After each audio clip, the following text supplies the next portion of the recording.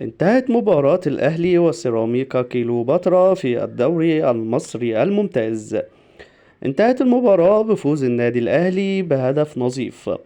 كان الشوط الأول انتهى سلبيا في كل شيء، وكان سيراميكا هو البادر بالهجمات على النادي الأهلي، ولكن الشوط الثاني اختلف تماما، وأحرز حسين الشحات هدف بعد الرجوع للفار في اشتباه في التسلل، ولكن تم احتساب الهدف في مباراة أهدر فيها بيرسيتاو فرصتين محققتين لإحراز هدفين، ولكن كان له رأي آخر في إهدار الفرصتين.